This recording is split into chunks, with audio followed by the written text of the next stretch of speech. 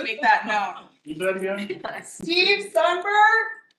All right, item number 3, consent items. We'll go right into general business. Item 4A, ordinance regarding protections and rights for victims of domestic violence. So this is a draft of the ordinance that we had talked about a couple of times that is mandated by the recent legislation saying that any municipalities that intend on continuing to do DV cases must have an ordinance stating that you will do all of these equivalent things. So we tried to put in this ordinance all of those things kind of chronologically, but there are certain requirements for different agencies, the city attorney's office, obviously the police department, the municipal court, and to a limited extent probation department under certain circumstances. So we've listed all those with the citations to the state statute to be compliant with that. It goes into effect January 1st, so we just wanted to have time to go through the committee and through council to get implemented before January. I have one question. So do some of the state requirements, since we chose to take on domestic violence cases, is there going to be additional costs that we're going to have to incur as a result of it in order to be compliant?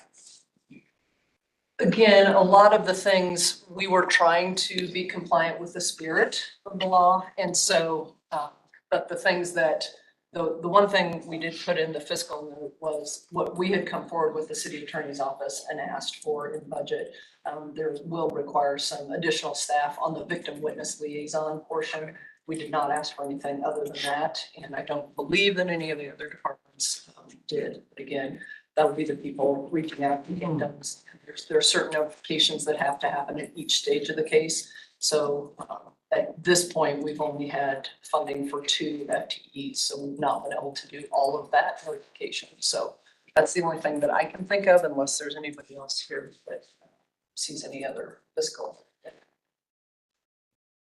Again, the number of cases is not changing. It's just the notifications that need to be done and some of the in-court notifications and things. And we need to, it's important, so we need to move this forward. Yes. Okay. Yep. We're good.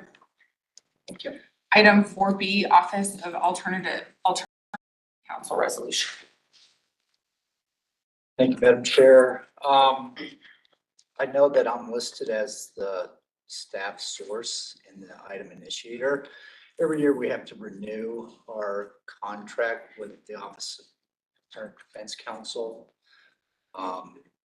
They listed these because it's the court who actually does the order or enters the order for the appointment of any type of conflict or the need for Office of Alternative Defense Counsel to cover and represent in the case. I'll defer to Mrs. Cadiz as it relates to any specifics of the agreement. And I'll be happy to answer any questions that you might have.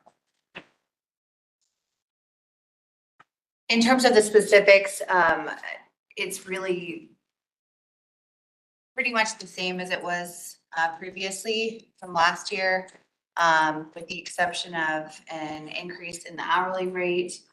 And OADC did ask that we incorporate that for any future renewal, we consider the CJD rate, which is still a little bit higher than what we had previously contracted to pay them.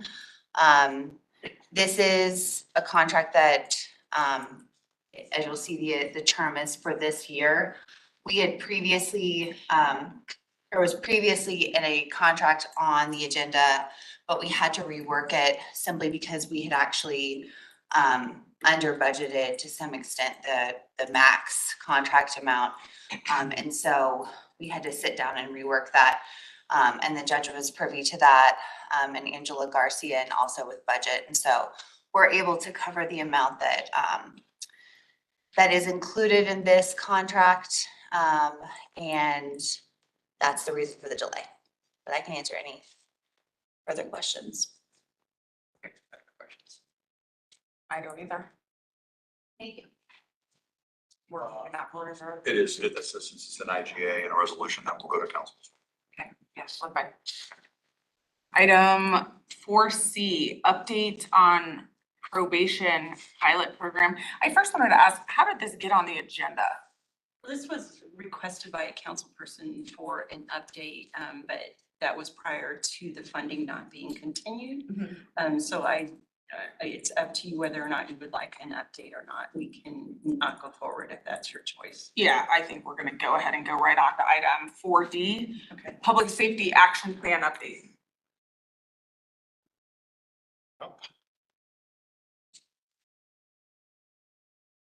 So first item, staffing piece of this. So you all can kind of see the numbers there. We are working through, we've got our 33 that started last month. Chief Jewell, any updates in terms of just, I've continued to hear good things. Any updates? Yep, I've got an update this morning. We're at 31 right now, and they're all doing well. Yep, and then we have 10 more that will be finishing up. They just finished week 18, so they'll be finishing up in 8 more weeks. So 10 coming out in field training in 8 weeks. And so you said 33, so 31 are in the basic and 2 are still in the lateral. So we have 33 total that Correct, yeah. started on September the 11th. Yes. Okay. And then, the other one too, any updates in terms of the January class? I know we're continuing to work through that process. We did our first round of So, interviews. so numbers coming over to HR from Civil Services, 54 right now. We have another hiring window that is closing, is your last Friday or this Friday, that will be alternates for the January class that we can use to supplement, assuming we can process them in time. So some of that will be incumbent upon us, some of it's incumbent upon their responsiveness. But yes, we also have that group as well. Continuing to work to get those positions filled, and then you can kind of see the summary of the in-service training that was done. So any questions on that first area? On the second area, we've got our crime data, very similar to what we've been seeing, with the exception here, we saw a small uptick over the last 4 weeks in motor vehicle theft.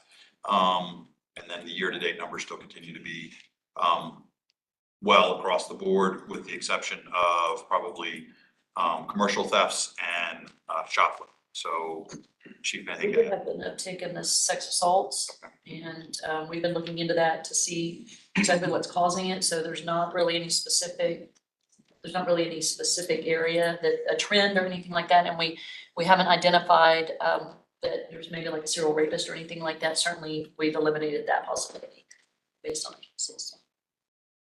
Any question on the crime data? Section 3, going into our youth violence and that, look at Joseph, for give us an update. Sure, yes, good afternoon. We can scroll down. So just wanted to start providing some high level data in terms of our NOFO grantees. We're still in the process of building out our dashboard for data that's going to be housed on the youth violence prevention page, and more kind of live up-to-date information. But we'll also be creating a dashboard for each agency that was funded. So there's just some preliminary data there. Captain Hennepin and I, along with some community folks, started custom notifications for Aurora Save the week of September 27th. So far, we've contacted, I believe it's 9 individuals. We are set to go out again this evening. We did a meet and greet with our NOFO grantees September 26th, really just so council members could meet our grantees could meet each other, trying to, again, break down some of those silos, work more collaboratively together, and then also help create more of a centralized referral process if an agency is working with the youth that might benefit from something that another agency is doing, kind of streamlining that referral process. Last week, I think it was last week, we did a meet and greet with all the grantees with Judge Day and the judges, which was really well received. We had, of the 18 agencies we funded, we had 15 that were there. So we had a really good turnout. And I know a lot of them have actually reached out to me, and they're wanting to just be able to share information. We're creating kind of a hub for all of them to share information a little bit easier rather than reply all emails. And then they've also wanted to get some additional contact from the judges too. So I think it was very well received from the judges and also from the agencies as well. So the other update is we're just in the very early stages of community engagement for a youth empowerment center. So we're looking at Austin, our data analyst right now, is working with the crime analyst to identify, of course, where it's a little bit more active, where it would make the most sense to have a center like this. And so we will have that coming. But we're, like I said, very, very early stages of community engagement, those types of things, engaging with the schools, all of that good stuff. And I'm happy to answer for any questions. Last year, council approved our youth violence strategic plan, and the Youth Empowerment Center was part of that strategic plan. So just a little while, just to remind you, that's something that kind of a youth-specific place for folks to go that's probably separate from our rec centers. We'll still continue to look at how to leverage our rec centers as well, but really this is in some ways a different population, right? A lot of our rec centers are family focused. And then just when we're talking about this youth empowerment center, that's some of our teens, some other stuff. So we're just looking at providing a full breadth of resources. So, but very early stages, as Joseph said. Absolutely. Yep. Yeah. Thank you. Thank you. Of course. Next one is our crisis response team. You guys always sit in the corner, so who's gonna? No, we're hiding. Things are going really well. Lots of calls for service. Our data analyst recently just did an analysis from January 1 to now, trying to get an idea of all the calls for service for the city in general that are maybe mental health related or would benefit from a clinician. I plan to submit that for next public safety committee meeting. That way you guys can see that. We're using that to kind of look at how we're doing our shifts, how much the need really is, and what we're able to meet based on that. As you can imagine, we're meeting about this much just from staffing. It's a small unit and we're citywide. Would you all have interest in kind of seeing alongside this, maybe for next month, some of the mobile response team calls? Because again, they really do, with Courtney does a great job of coordinating those efforts. And so if we get the right level of calls, we're gonna put those to mobile response, you know, not necessarily have a co-responder. We're still getting lots of calls, as you've heard, that meet that co-responder standard. But if you'd like to see it, again, this is really intended to be hand in hand. Would that be okay? Umbrella and very closely together. A lot of times they're going out on the same people. So it's a really great kind of spectrum of care that we offer. With that, we're also starting our renewal process for our contracts for 2024. We'll do that. Okay. But we'll add that to our list to kind of give you guys some insight on that mobile response team, because again, it's kind of two sides of the same coin. Okay. Next slide and last one is on our homeless cleanup. So, oh, there we go. Sorry, go ahead. I'm looking for Emma. Wait a minute. Oh, Oh, that's right. Thank you. Yep. Sorry, go ahead. As you can see, these are the abatement numbers for the most recent month of September. Total people in camps, and this is just for abatements, there's about 170 people contacted and removed from camps. The total people moved into the pallet shelters was about 19 for last month. Abatements, we did 50 in total for the entire month. 19 were CDOT related that we billed CDOT for. And that's just for that month. But those numbers look about right for every month as far as the averages. But I do have numbers, and if you have questions. All right, so that's the public safety action plan. If there's any other questions you guys have. No, we're going to miscellaneous matters. Does anybody have anything random they would like to bring up? Just be random, you know, Pete, whatever. Anybody? I'll just, so the only thing just while we're at it, since you asked, is obviously the first case has gone to the jury. We don't know. Obviously, we'll keep counsel when we get verdicts, and we'll just kind of make some announcements on that for in terms of where that goes. So we have no idea when they're going to come out with a verdict, but we'll keep going. Yeah, I think we're all kind of on standby waiting to hear. Happen with that. Fire, you ready? We have, as we presented previously, we have the changes to the dispatch model going on that we've been partnering with Aurora 911.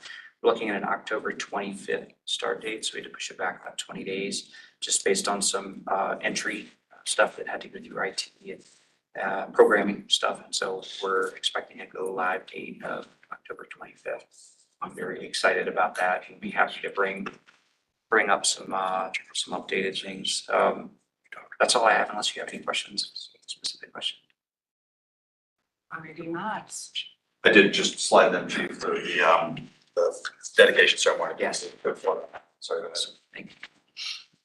So just what's in front of you is Friday, October 13th, at 2 o'clock at our Fire Station 1. Have an honorary street naming dedication for Lincoln Sims. So all are welcome. And we've sent out an invitation to our department as well. Awesome. Does anybody else have anything? All right, with that, the next meeting is November 9th at 1 PM in this room, and this meeting is adjourned. Steve wasn't playing. Oh, Steve forgot about it completely. Oh.